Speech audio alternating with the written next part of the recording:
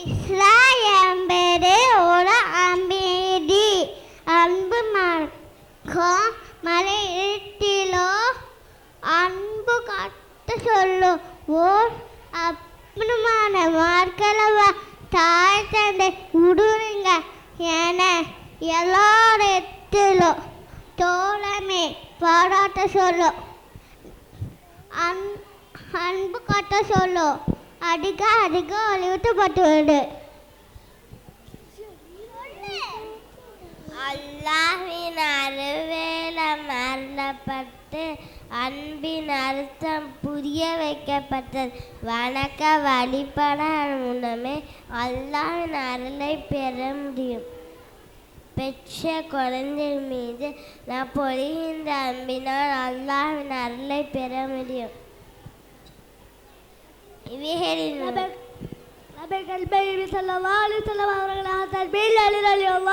அவர்களை ஊத்தமிட்டார்கள். அப்போது அருகில்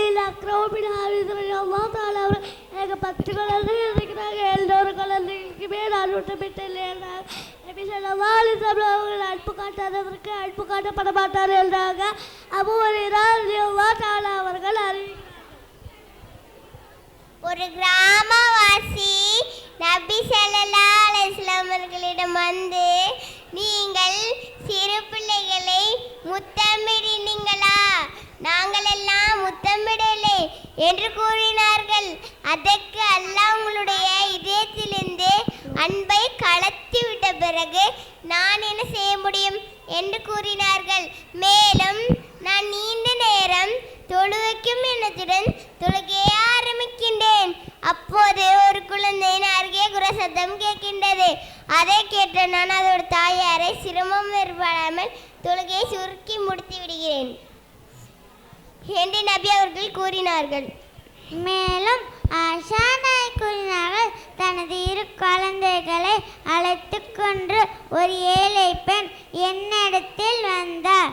அவருக்கு 3 பேரித்தம்பழத்தை கொடுத்தேன்.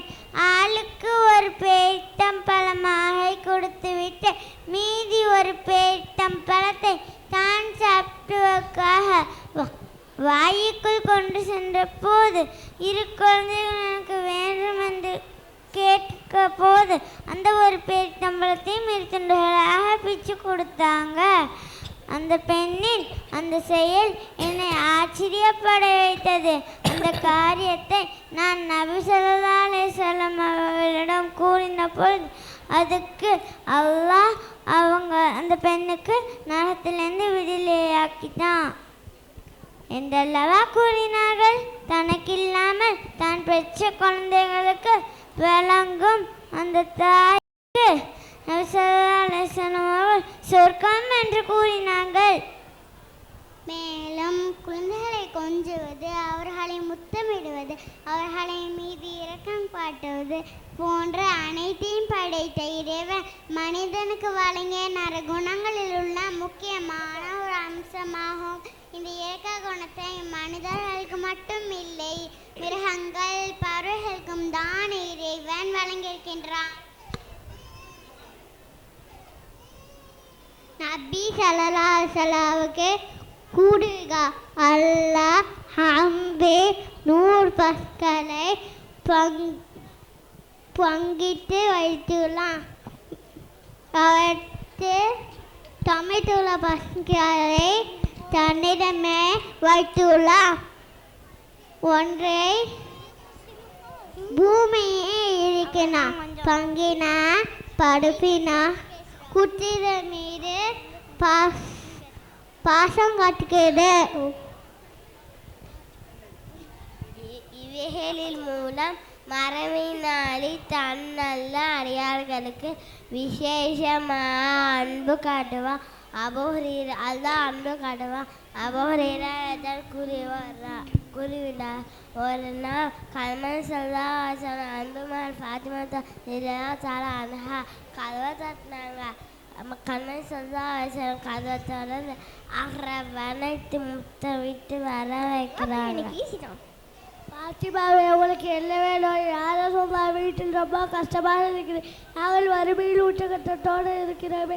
உனக்கு அட்மிட் பொருட்கள் ஆடுகளில் ஒரு அயலாடுகள் தந்தால் அயலால் வளர்த்தால் வாழ்க்கையை செழுமைக்கு காரணமாக ஆக்கி கொள்வோம் என்று பாத்திமாராகி நீங்கள் கேட்டது போல் நான் தருகிறேன். எங்கிட்ட அவர்கள் ஐந்து வாக்கள் கற்றுத் தந்தார்கள்.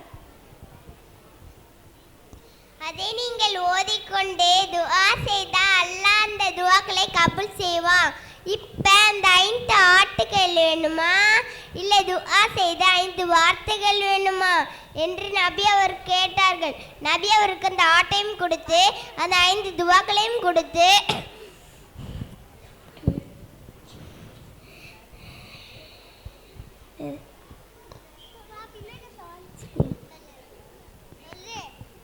அந்த 5 துவாக்கள் யா அவ்வலல் அவ்வலின், யா ஆஹிரல் ஆஹிரின், யா தல் குவத்தல் மதீன், யா ராஹிமல் மசாக்கின், யா ரஹ்மர் ராஹிமின். அல்லாஹ்வுடைய மகத்துவத்தை சொன்ன வார்த்தைகளை சொல்லி ஃபாத்திமா நாயியை நபி அவர்கள் அனுப்பி வைத்துட்டாங்க. ஒரு மனிதன் இறந்து விட்டால் 3 விஷயங்களை தவிர எல்லா அமல்களும் துண்டிக்கப்பட்டு விடுகிறது. அவை நிரந்தர தர்மம், பயம் தரும் கல்வி, அவருக்காக துவா செய்யும் சாலிஹான குழந்தை என்று நபி ஸல்லல்லாஹு அலைஹி வஸல்லம் அவர்கள் கூறினார்கள். ஹசன் ரலியல்லாஹு தஆலா அன்ஹு சதகா பண்ணான ஒரு பேரித்தம்பழத்தை எடுத்து வாயுக்குள் போட்டபொழுது அதை கண்ட நபி ஸல்லல்லாஹு அலைஹி வஸல்லம் அவர்கள் விட்டு நாம் தர்ம பொருளை சாப்பிடக்கூடாது என்று உனக்கு தெரியாதா அப்படி கேட்டாங்க. பார்த்தீங்களா பிள்ளைங்களுக்கு எப்படி நல்லது சொல்லி வளர்க்குறாங்க. உசாமா அவர்கள் கூறுகிறார்கள், நபி ஸல்லல்லாஹு அலைஹி வஸல்லம் அவர்கள் என்னையும் ஹஸன் அவர்களையும் கையில் எடுத்து, இறைவா நான் இவர்களை நேசிக்கின்றேன், நீயும் நேசிப்பாயாக என்று பிரார்த்திப்பார்கள். ஆகவே நாமும் குழந்தைகளை மீது அல்லாஹ்வின் தூதர் ஸல்லல்லாஹு அலைஹி வஸல்லம்